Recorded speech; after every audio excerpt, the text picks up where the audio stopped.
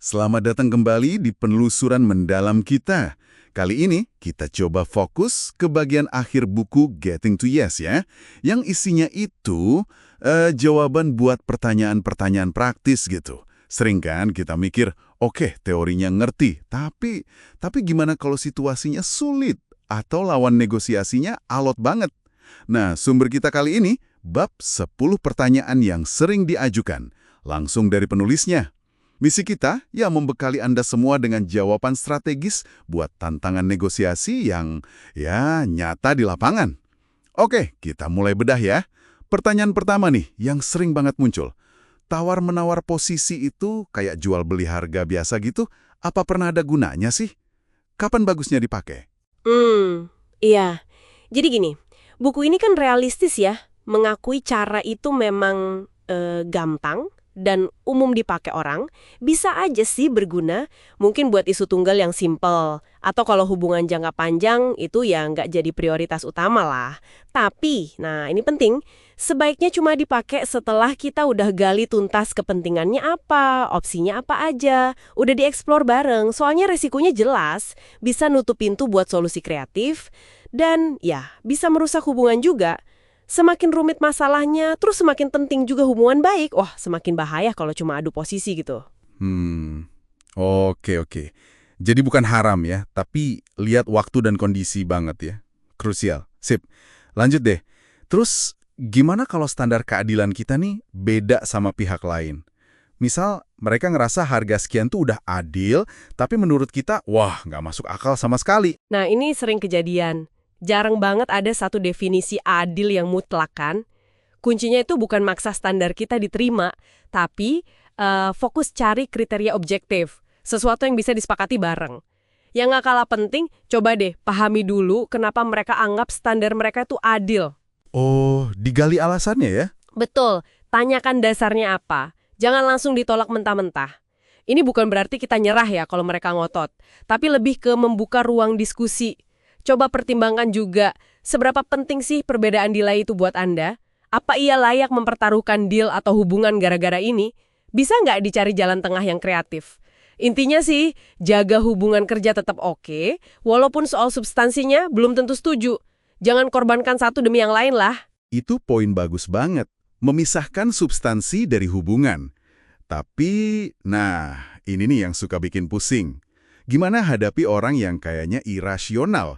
Atau yang lebih parah, pakai trik-trik kotor gitu. Bohong, nekan psikologis, ngancem, aduh.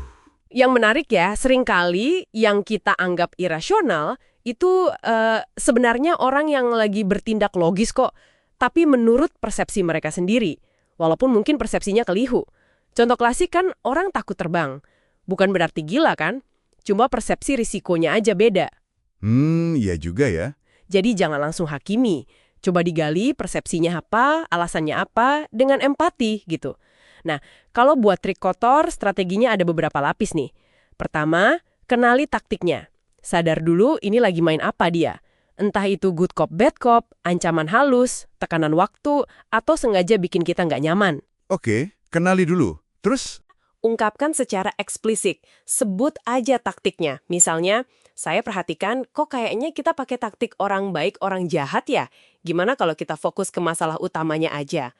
Ini bikin taktiknya jadi terang, nggak main di bawah meja lagi. Oh, diomongin langsung ya? Iya. Ketiga, negosiasikan aturan mainnya. Fokus ke proses yang fair. Ingat, pisahkan orang dari masalah. Pertanyaan taktiknya, tapi jangan serang integritas pribadinya. Keempat, pakai yang namanya jujitsu negosiasi. Jujitsu? Gimana tuh? Jangan balas nyerang kalau diserang. Hindari dorongan langsung. Malah, alihkan energi serangan mereka itu ke masalahnya. Gali kepentingan di balik sikap kerasnya apa. Ajak cari opsi bareng. Cari standar objektif. Perbanyak bertanya, kurangi pernyataan. Kadang-kadang diam sejenak itu bisa jadi senjata ampuh loh. Wah, pendekatan jujitsu itu cerdik banget ya. Membelokkan serangan. Oke, beranjak dari situ, ada pertanyaan krusial nih soal kekuatan. Apa cara negosiasi kita ini beneran ngaruh kalau, katakanlah, lawan kita jauh lebih kuat, lebih berkuasa? Terus gimana caranya kita bisa ningkatin daya tawar kita sendiri?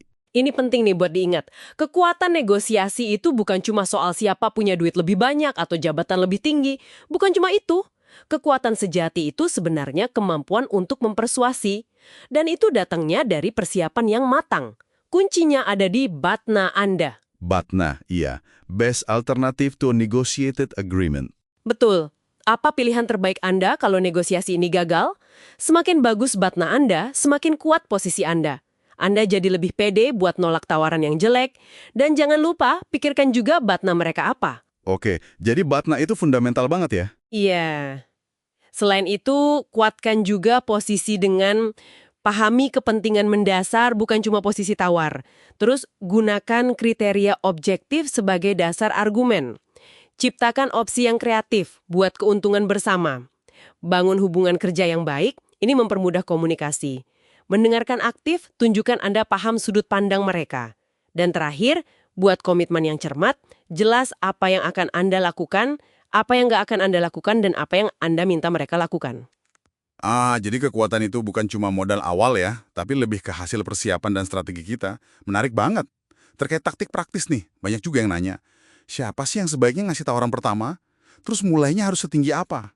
Nggak ada jawaban pasti, tapi umumnya lebih baik gali dulu kepentingan, opsi, sama kriteria objektif sebelum ngomongin angka.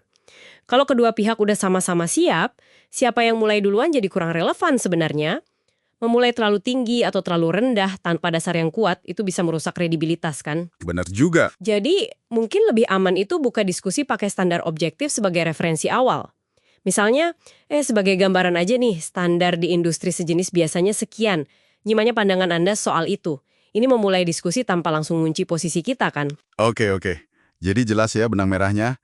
Jawaban buat situasi-situasi sulit ini selalu balik lagi ke prinsip inti negosiasi berprinsip. Fokus ke kepentingan, kembangkan opsi, pakai kriteria objektif, dan selalu sadar BATNA kita apa. Ini bukan berarti jadi lembek ya, tapi justru soal jadi cerdas dan efektif. Persiapan yang matang itu sumber kekuatan utama kita. Bahkan saat hadapi taktik licik atau ketidakseimbangan kuasa. Betul sekali. Nah, sebagai penutup nih, ada satu pemikiran buat Anda bawa pulang dan renungkan. Buku ini kan sangat menekankan pentingnya memisahkan antara orang dan masalah ya. Tapi, mari kita coba pikirkan lebih dalam. Dalam konteks katakanlah perbedaan budaya yang sangat dalam, atau ada sejarah konflik antar kelompok yang panjang, gitu. Seberapa realistis sih kita bisa benar-benar misahin identitas dan sejarah, masalah orang, dari substansi negosiasi itu sendiri? Apa jadinya kalau ternyata identitas itu sendiri yang jadi inti masalah yang perlu dinegosiasikan? Sebuah pertanyaan buat direnungkan bersama.